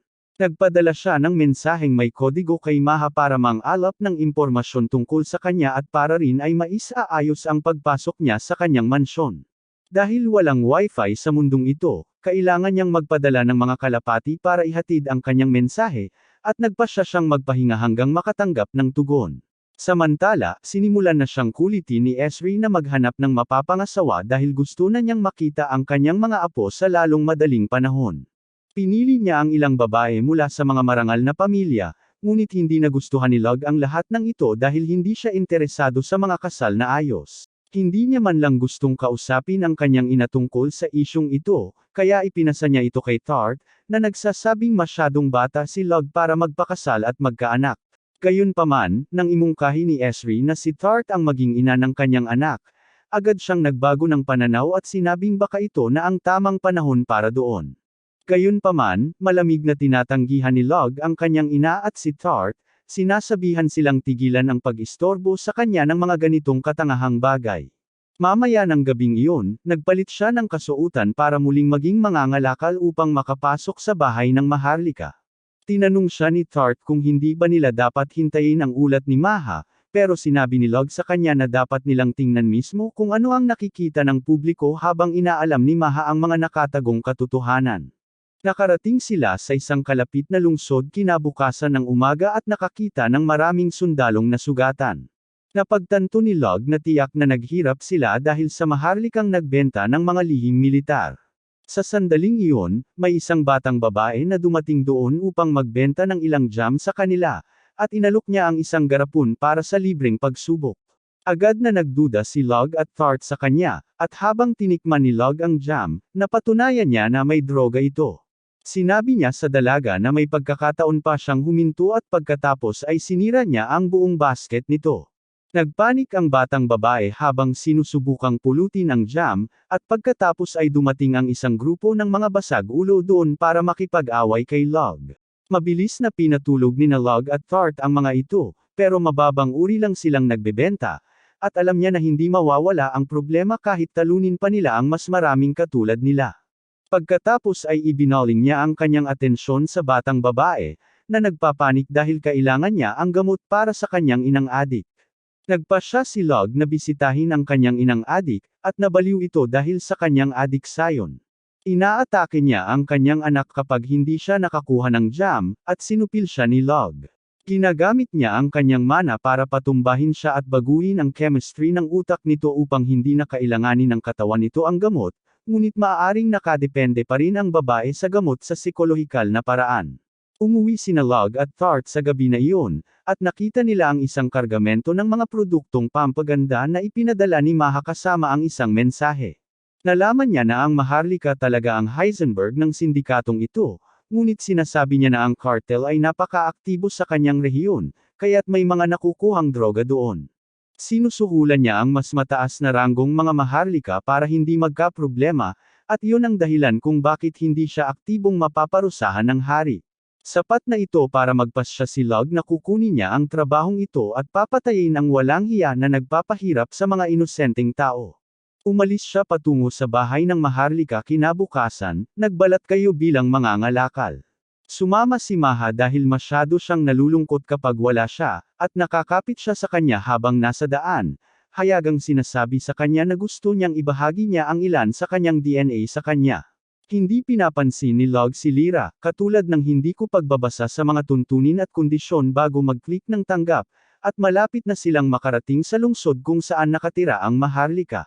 Masyadong maunlad ang lungsod gayong agrikultura ang kanilang pangunahing hanap buhay, at talagang ipinagmamalaki ng mansyon ng Maharlika ang kanyang kayamanan. Sinalubong sila ng asawa ng marangal, na sabik makita ang tagapagtatag ng sikat sa buong mundo na kumpanya ng moisturizer. Binati siya ni Log at ipinakita ang pinakabagong produkto ng kanyang kumpanya. Tinanong ng babae kung bakit ipinapakita niya sa kanya ang produkto bago pa man ito ilunsad sa merkado, at sinabi ni Log na alam ng lahat kung paano mabilis na binuo ng kanyang asawa ang kanyang teritoryo, kaya siya ang focus ng marangal na lipunan. Gusto nilang i-endorso niya ang kanilang bagong produkto para mapansin ito ng lahat ng mararangyang ginang, at natutuwa naman ang babae nang marinig ito. Nagsimula siyang magkwento kung paano sila masyadong mahirap ilang taon na ang nakalipas, pero ngayon ay talagang mayaman na sila. Sa sandaling iyon, dumating ang kanyang asawa doon at nagpakilala kay Log. Nagpapasalamat siya na pinili niya ang kanyang asawa para subukan ang kanilang bagong produkto, at natuklasan ni Log na talagang mahal ng kanyang target ang kanyang asawa. Nagdaos ng party ang Maharlika ng gabing iyon, at sina Log at ang bagong bote ng moisturizer ay nakakuha ng maraming atensyon. Patuloy na sinasabi ng marangal kung gaano niya kamahal ang kanyang asawa at naghahalikan sa publiko, at si Log ay lihim na naiinggit sa kanya. Pagkatapos ng ilang araw na pangangalap ng impormasyon tungkol sa kanya, nakahanap si Log ng tamang pagkakataon para umatake. Nalaman niya na mahilig tumingin sa buwan ang Maharlika bago matulog, at nagpasya siyang barilin ito mula sa malayo habang ginagawa nito ang kanyang maliit na gawain.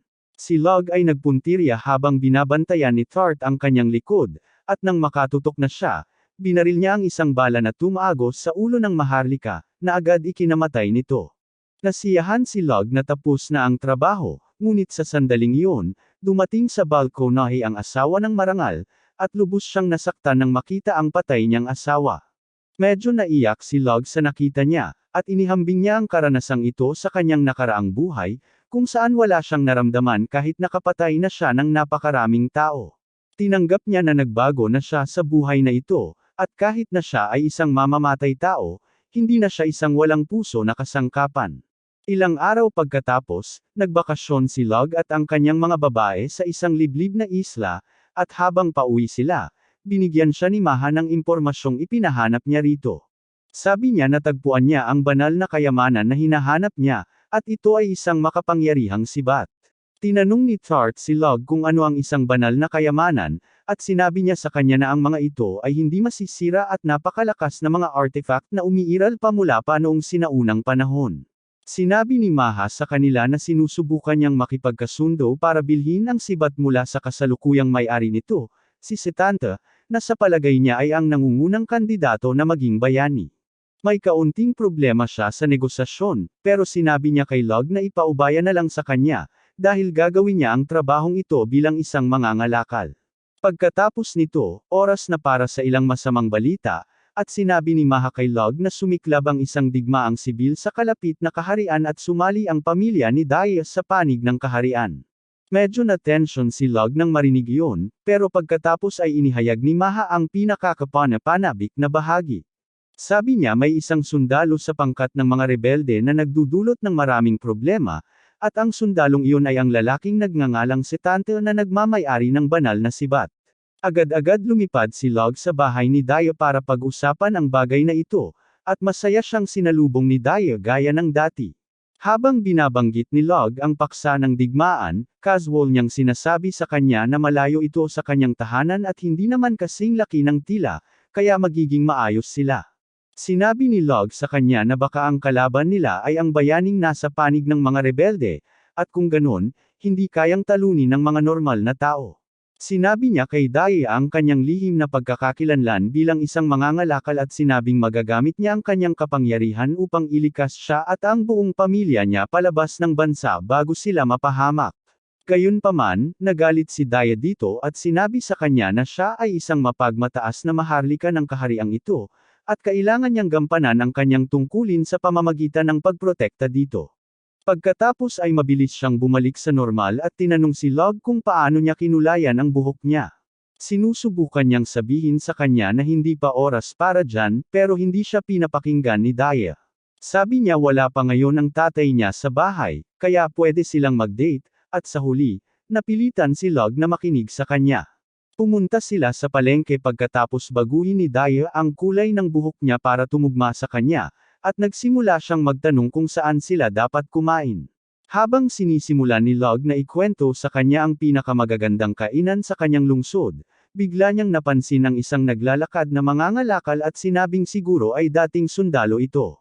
Sabi niya may ika-6 siyang pandamdam pagdating sa pagtuklas ng ibang sundalo, at makikita niya na maraming sundalo sa lungsod. Sabi ni Daya, inimbita ng kanyang pamilya ang mga retiradong sundalo para magnegosyo dito dahil makakatulong sila sa paglikas kung umabot sa lungsod ang apoy ng digmaan. Pagkatapos noon, nakita ni Daya ang isang bagong tindahan, at sabik siyang tumakbo papasok. Nakakita siya ng laro ng pagpana doon at sabik na humiling kay Log na manalo ng teddy bear para sa kanya. Sinusunod niya at tinututok ang kanyang punteriya, gamit ang mana para ma-lock in sa target. Gayunpaman, sinabi ni Daya sa kanya na pandaraya iyon, at hindi alam ni Log kung paano hindi gamitin ang kanyang mga kasanayan para manalo sa premyo. Nagpasya siyang turuan si Daya kung paano bumaril sa halip, at nakakagulat, nagawa niyang gabayan ito upang matamaan ang teddy bear sa loob lamang ng 3 pagtatangka. Pagkatapos noon, nag-enjoy sila sa kanilang date na parang normal na tao, at nang oras na para bumalik si Log, sinabi ni Daya sa kanya na magiging abala siya ngayon, kaya hindi niya siya madalas makikita. Naiintindihan ni Log yun at umalis, nangako na makikipagkita sa kanya kailanman may oras siya.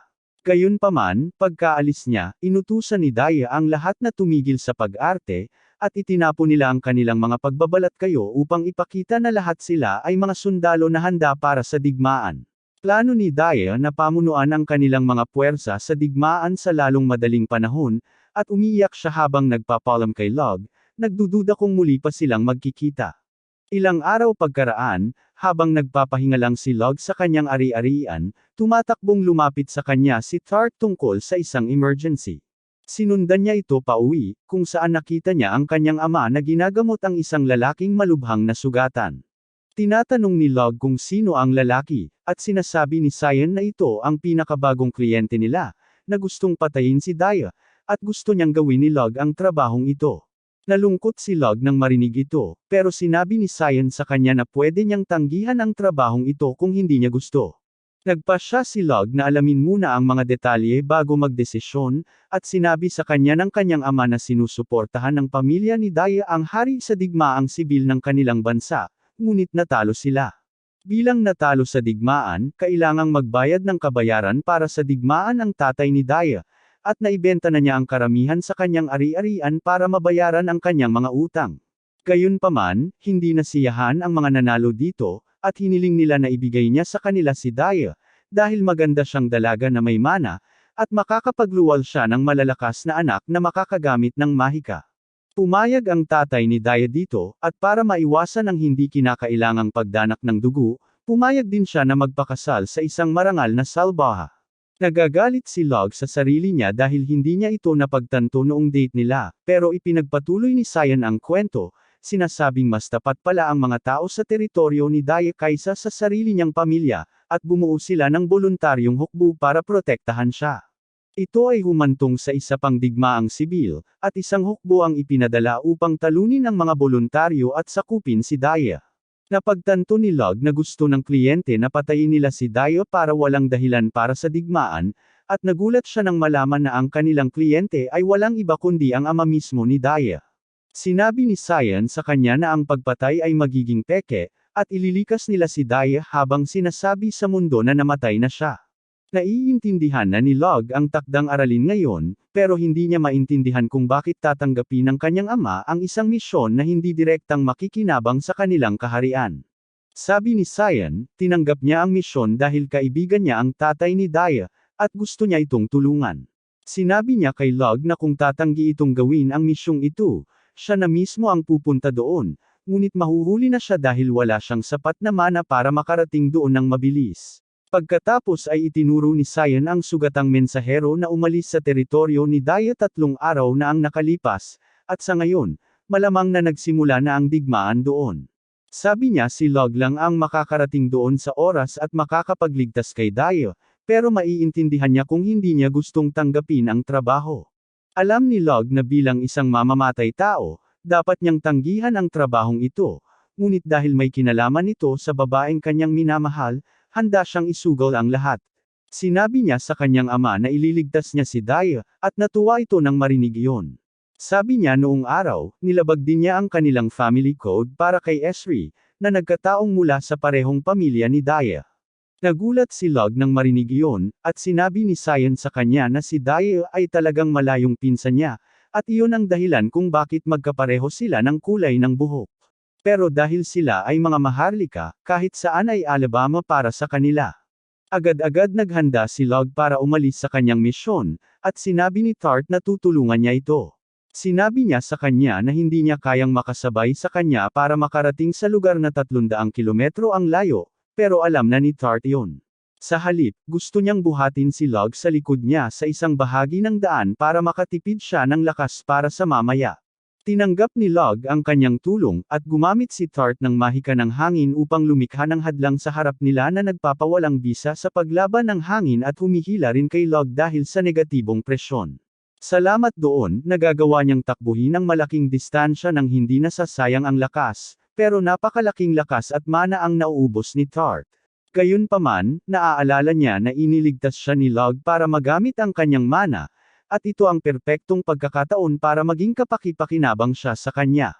Pinipilit niyang lampasan ang kanyang mga limitasyon at mas malayo niyang dinala si Log kaysa sa inaakala niyang kaya niya, ngunit sa huli, nasira ang kanyang salamangka at itinapon siya pabalik ng lakas ng hangin. Sinasalubong siya ni Log at pinapagaan ang kanyang pagbagsak, at nalungkot si Tart dahil hindi na niya siya matutulungan. Sinabi niya sa kanya na sapat na ang nagawa niya sa pagdadala sa kanya hanggang dito, at pagkatapos ay hiniling ni Tart sa kanya na mangako na babalik siya sa bahay kasama si Dio. Nangako si Log na babalik silang dalawa at pagkatapos ay nagmadaling umuna. Nakarating siya sa bahay nito sa gabi at nakita niyang 200 sundalo lang mula sa pamilya nito ang nakikipaglaban sa 1,500 kaaway na marami ring gumagamit ng mahika. Nagtataka si Log, pero napagtanto niya na marunong gumamit ng baril si Dio, at siguro sinusuportahan niya ang mga sundalo para mapanatiling malayo ang mga kaaway. Dito niya nakuha ang ideya kung ano ang susunod na gagawin, at agad niyang kinuha ang kanyang sniper rifle para patayin ang pinakamakapangyarihang mga gumagamit ng mahika sa hukbo ng kaaway. Nagsimulang magpanik ang mga sundalo nang biglang matamaan ang kanilang mga gumagamit ng mahika, pero sanay na sila sa putukan ng baril, at sinubukan nilang atakehin si Log gamit ang mga crossbow. Iniiwasan lang niya ang atake at pagkatapos ay gumagamit ng mahika ng hangin para pakinggan ang sinasabi ng mga sundalo. Natuklasan niya na nagpapanik sila dahil hindi nila inaasahan na may isa pang gunslinger na sasali sa labanan, at nagpasya si Log na dagdagan ang kaguluhan gamit ang mga magic-loaded na crystal ball. Binabalanse niya ang tamang dami ng apoy, hangin, at mana ng lupa sa mga kristal na bola upang makagawa ng malakas na pagsabog na magkakalat ng nakamamatay na shrapnel sa lahat ng dako at tahimik itong ipinupukol sa kaaway gamit ang pana. Ang mga bolang kristal ay lumilikha ng malalaking pagsabog kapag tumatama sa lupa, at nagsisimulang magkalat ang mga sundalo. Biglang napansin ni Log na nakabantay si Dio sa bintana niya, at sa sandaling yun, sumali ang mga sundalo niya sa laban nang makita nilang nagkakagulo ang mga kaaway. Hinahayaan ni Log na makuha nila ang lahat ng atensyon habang palihim siyang lumalapit sa mansyon. Natagpuan niya ang bangkay ng isang babaeng sundalo at nagpasya siyang gamitin ito bilang kanyang panlinlang, ngunit bago iyon, ginamit niya ang kanyang mahika upang makahanap ng paraan papasok sa mansyon na ganap na walang laman. Hindi nagtagal ay nakahanap siya ng daan kung saan walang bantay at ginamit niya ito para makarating sa kwarto ni Daya, kung saan naghihintay si Daya kasama ang kanyang ama. Sa sandaling makita siya ni Daya, tumakbo siya sa bisig ni Log, sinasabi sa kanya na palagi niyang alam na darating siya upang iligtas siya. Pagkatapos noon, dumating ang ama ni Daya doon para batiin si Log.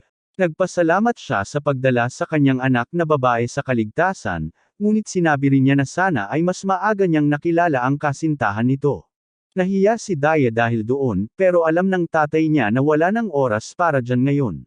Sinabi niya kay Log na talagang plano niyang sumuko, pero napagtanto ito ng kanyang mga sundalo, kaya ikinulong siya rito para mapanatiling ligtas si Daya. Tinatanong siya ni Log kung ano ang plano niyang gawin ngayon, at sinabi sa kanya ng lalaki na magwawala siya, na aakit sa atensyon ng mga kaaway. Sa ganitong paraan, bibili siya ng oras para makatakas ang kanyang mga kaalyado, ngunit hindi rin niya balak isakripisyo ang kanyang buhay. Mawawala siya sa larangan ng digmaan pagkatapos makatakas ang kanyang mga sundalo, at pagkatapos ay magtitipon siya ng lakas upang ilunsad ang isang kontra-atake sa mga rebelde at muling makuha ang kaharian mula sa kanila. Gusto ni Log ang kanyang plano at sinasabing sisindihan nila ang apoy sa silid at sasabihin sa lahat na nag-ihaw si Daya sa sarili niya dahil hindi na niya makita ang karahasan.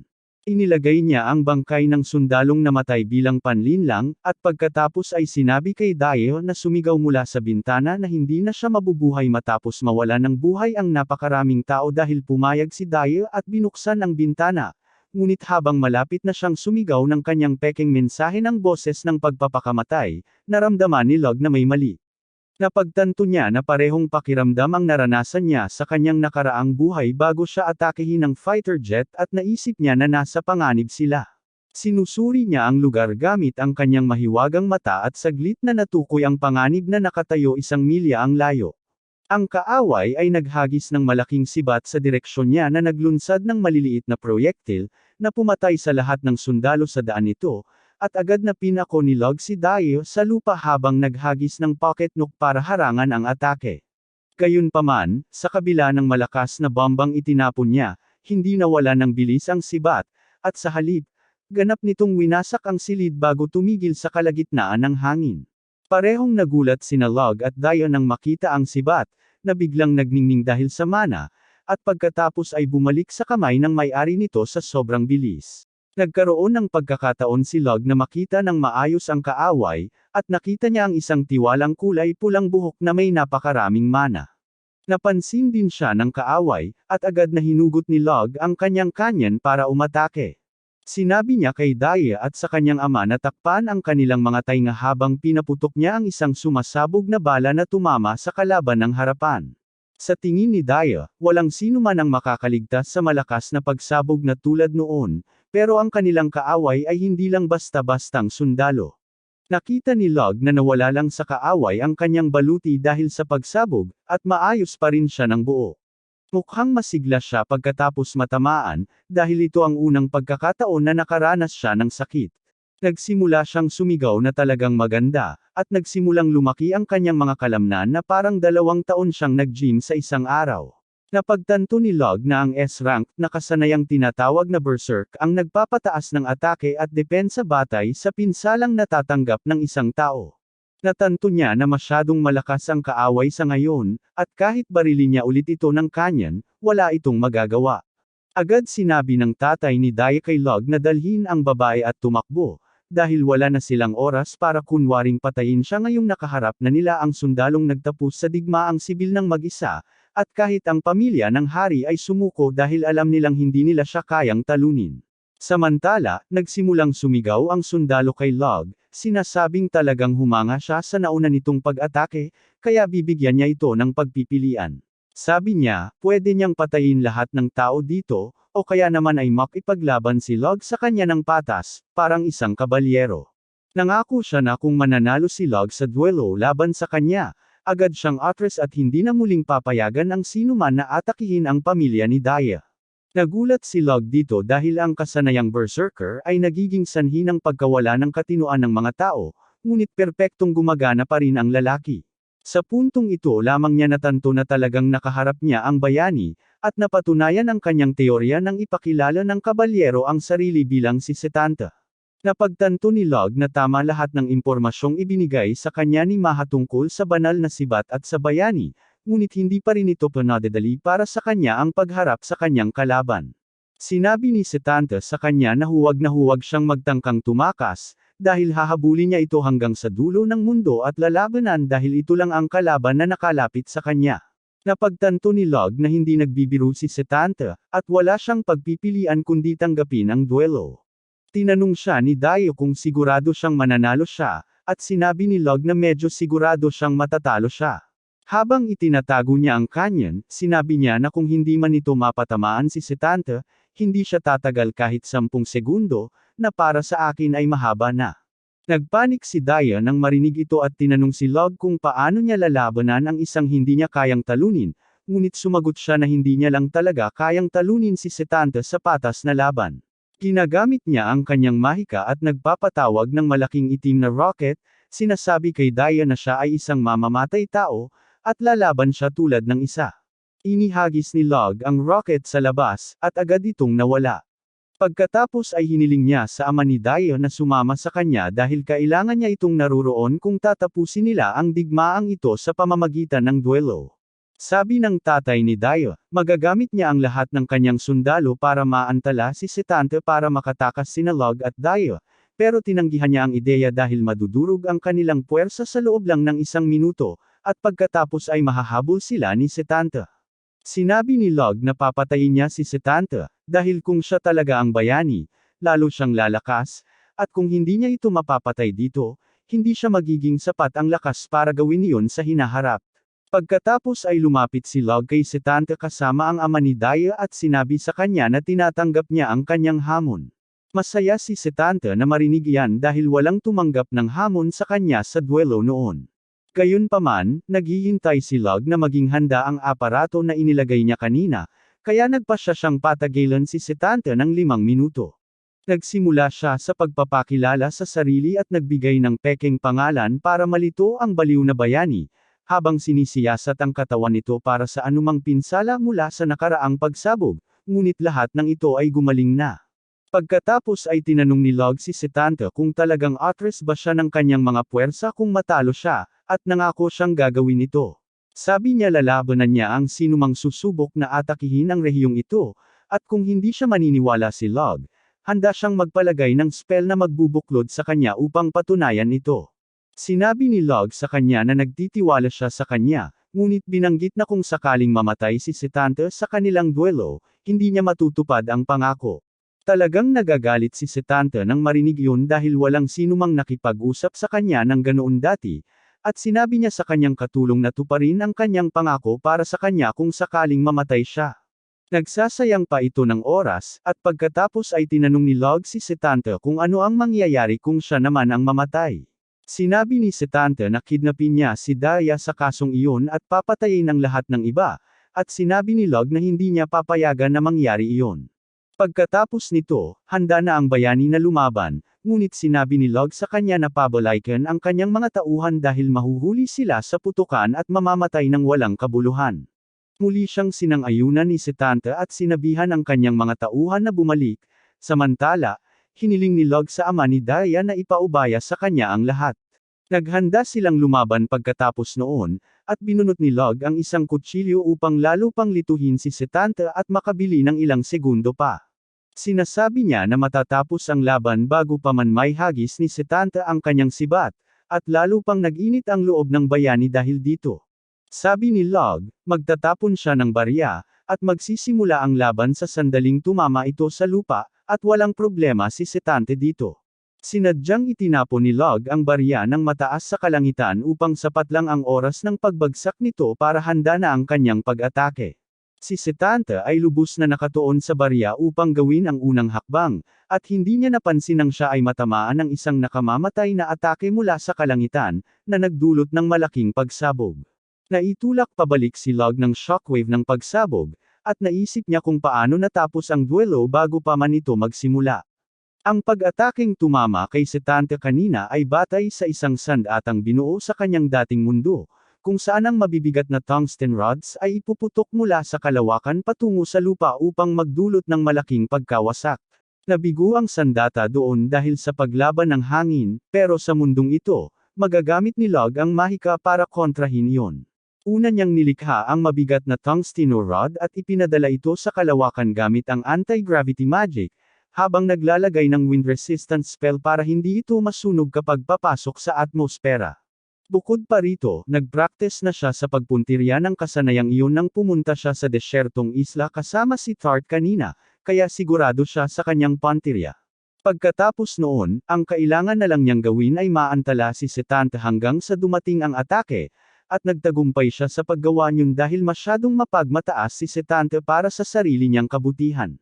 Ngayon, habang tumatama si Log sa pader dahil sa shockwave, natanto niya na kahit ang bayani ay hindi makakaligtas sa ganitong uri ng pag-atake.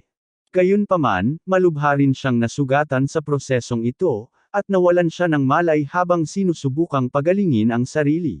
Ilang minuto lang ang lumipas, nagising siya sa pagtawag ni Daya sa kanyang pangalan, at talagang nag-aalala ito sa kanya. Sinabi ni Log sa kanya na okay lang dahil nanalo siya sa duelo at ligtas na siya ngayon.